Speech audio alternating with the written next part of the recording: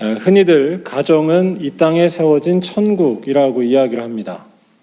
이 말이 말하려는 것은 보통 이런 것입니다. 세상에서 지치고 힘들었더라도 다시 쉼을 얻을 수 있고 위로를 얻으며 안식을 찾는 곳이 가정이라는 것입니다.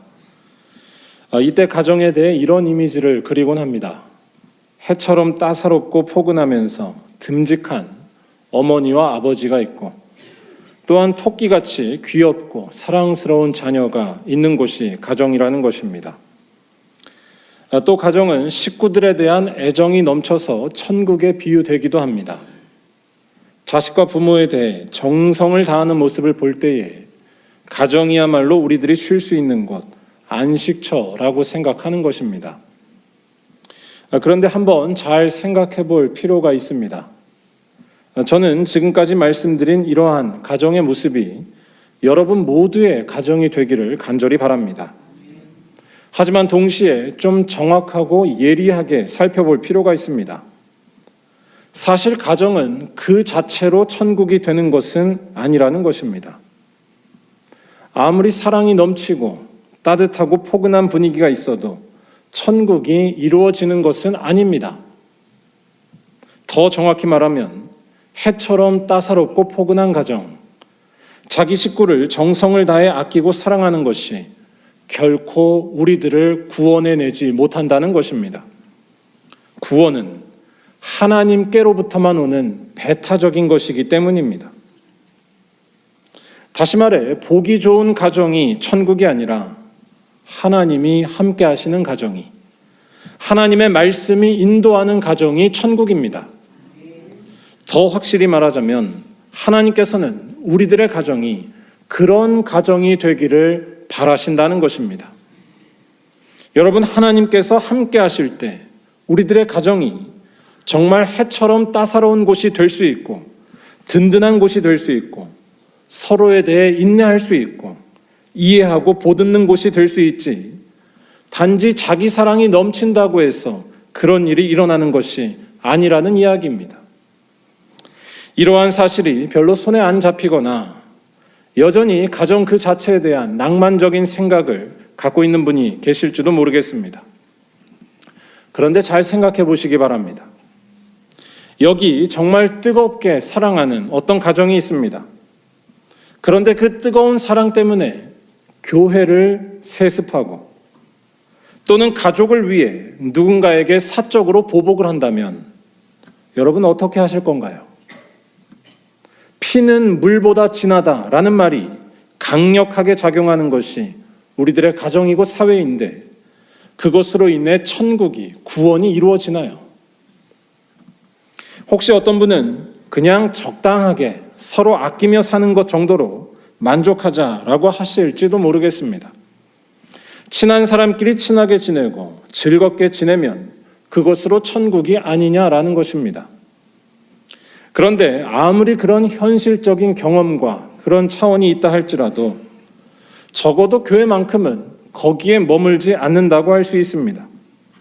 교회는 친목과 혈연이 아닌 다른 것이 결정적이라는 사실을 믿기 때문입니다. 곧 친목과 혈연에서 우리를 구원하는 일이 일어나는 것이 아니라 예수가 우리를 구원함을 믿는 것입니다. 그리고 이 사실 때문에 모든 것이 달라지는 것, 관심과 생각, 모임이 바뀌는 것이 우리 믿는 자들의 삶이라는 것입니다. 곧 가정의 중심이 혈연이 아니라 예수가 되는 것이고, 더 나아가서는 그 예수가 중심이기 때문에 누구라도 만날 수 있으며 혈연이 아니어도 가족과 친구, 형제, 자매가 될 수 있다는 것입니다.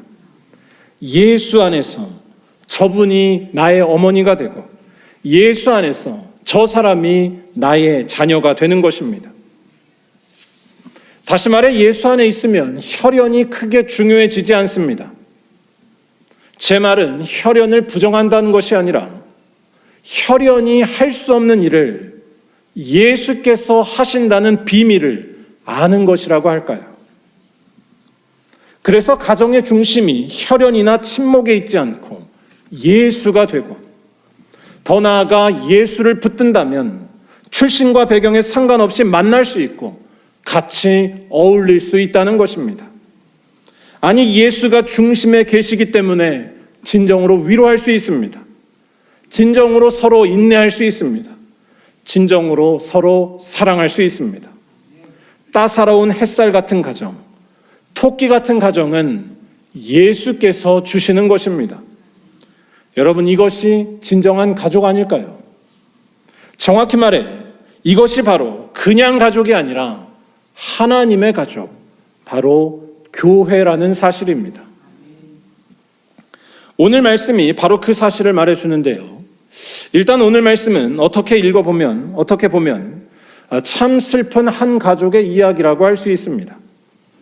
예수를 전혀 몰라보고 있는 예수의 가족들에 대한 이야기가 오늘 말씀이기 때문입니다. 오늘 말씀에는 예수의 어머니와 동생들이 등장합니다.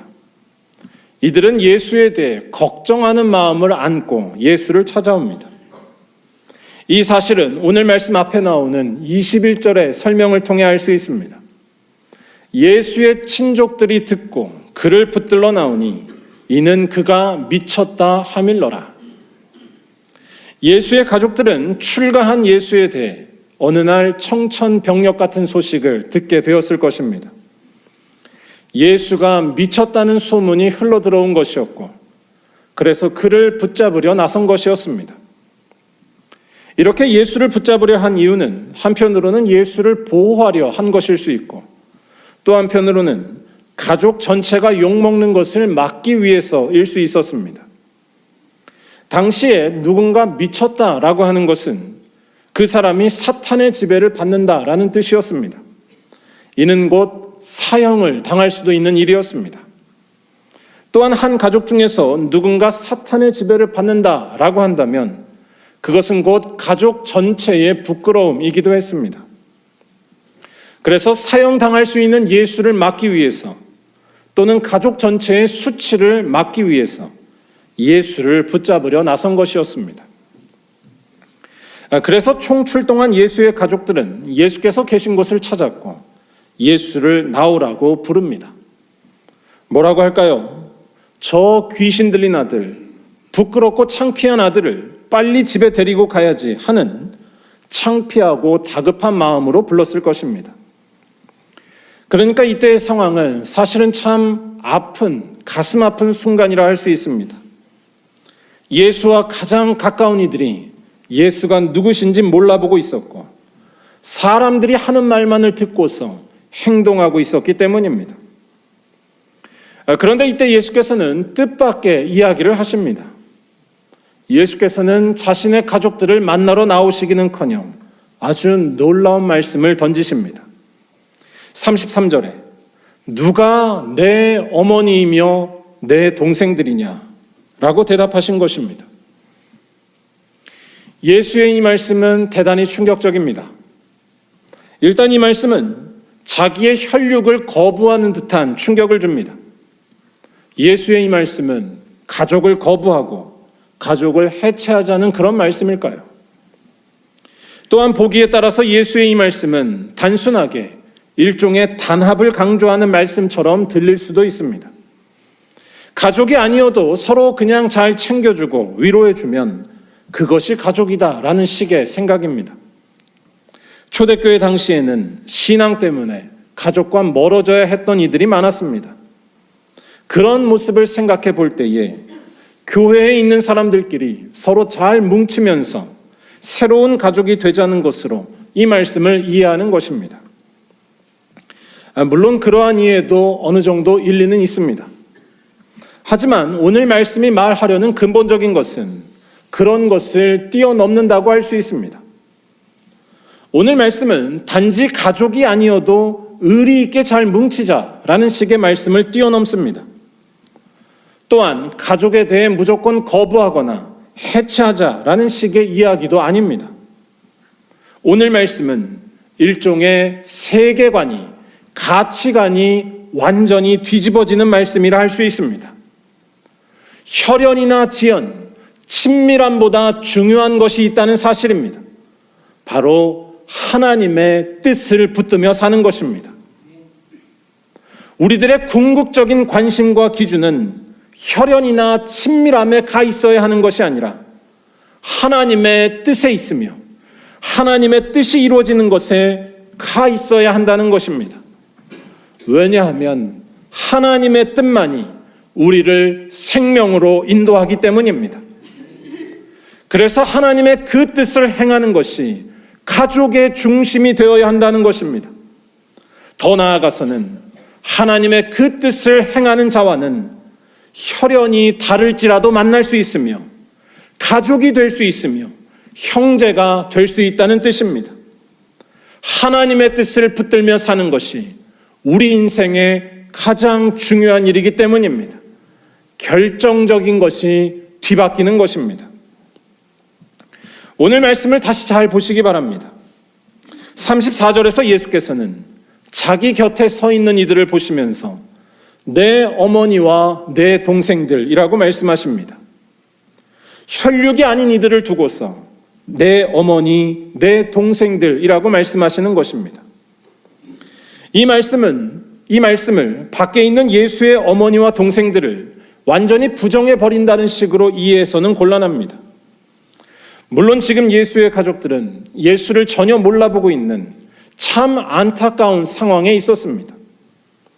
하지만 그렇다고 해서 예수께서 화가 잔뜩 나셔서 자기의 혈육 자체를 부정하신 것은 아니라는 말씀입니다.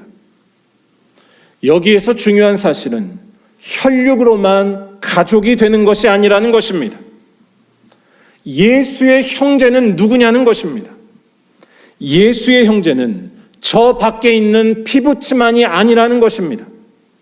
예수의 형제는 지금 예수 곁에 함께하고 있는 이들, 예수가 누구신지 알고 그분 안에서 하나님의 뜻을 발견하며 그 뜻을 붙들고 있는 자가 바로 예수의 가족, 예수의 형제요 자매라는 것입니다.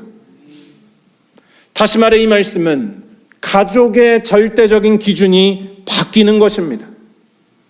하나님의 뜻이 모든 것의 중심이고 가족의 기준이 되어야 한다는 것입니다. 왜냐하면 하나님의 뜻을 행할 때에만, 바꿔 말해 하나님의 뜻 자체이신 예수와 하나가 될 때에만, 그때에만 우리를 살게 하는 구원이 나오기 때문입니다. 천국이 거기에서 이루어지기 때문입니다. 여러분, 아무리 가족끼리 친해도 그 가족의 중심에 예수가 있어야지, 단지 핏줄이 같다고 해서 자기만의 사랑이 넘친다고 하여서 진정한 가족이 되는 것이 아니고 천국이 거기에 이루어지지 않습니다. 아니, 그런 것만을 집착하고 강조한다면 가족보다 못한 일이 일어날 수 있습니다. 여러분, 예수 없이는 진짜 가족이 될 수 없으며 진짜 사랑을 할 수 없음을 꼭 명심하시기 바랍니다. 또한 더 나아가서 우리는 이러한 사실 때문에 핏줄을 뛰어넘을 수 있기까지 한다는 것이 바로 오늘 말씀입니다. 여러분, 우리들은 피부치라는 사실, 또한 친밀하다는 것, 같은 고향이라는 것, 이런 것들을 다 존중하지만 그것이 결정적인 것이 되지는 않는다는 것입니다. 결정적인 것은 따로 있습니다. 결정적인 것은 예수 안에서 드러난 하나님의 나라를 향해 달려가는 것입니다. 그래서 이 예수 안에서는 그 누구와도 만날 수 있습니다. 그 누구와도 형제가 되며 그 누구와도 함께할 수 있다는 것입니다. 예수의 능력과 영광 앞에서는 다른 모든 것들이 시시해지고 작아지기 때문입니다. 즉, 피보다 진한 만남이, 피보다 진한 하나님의 가족이 이루어지는 것입니다. 여러분, 우리 교회는 이러한 공동체인가요? 우리 교회에서 제일의 관심은 무엇인가요? 핏줄인가요? 아니면 오랫동안 알고 있었던 친밀함인가요? 익숙한 것에서 오는 즐거움인가요? 아니면 자기 자랑하는 것인가요? 아니면 예수의 능력인가요? 예수의 말씀을 붙들고 이루는 일인가요?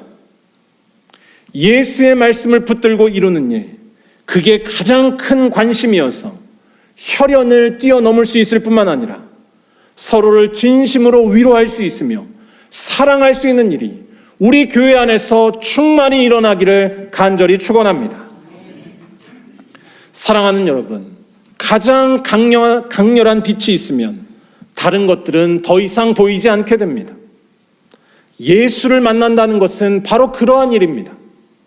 예수라는 화염이 우리를 사로잡을 때 다른 것들, 우리들의 겉모습, 혈연, 사회에서의 위치는 다 작아질 수밖에 없음을 기억하시기 바랍니다. 아니, 예수라는 화염에 휩싸이면 오히려 우리들은 온전해진다는 것을 기억하시기 바랍니다.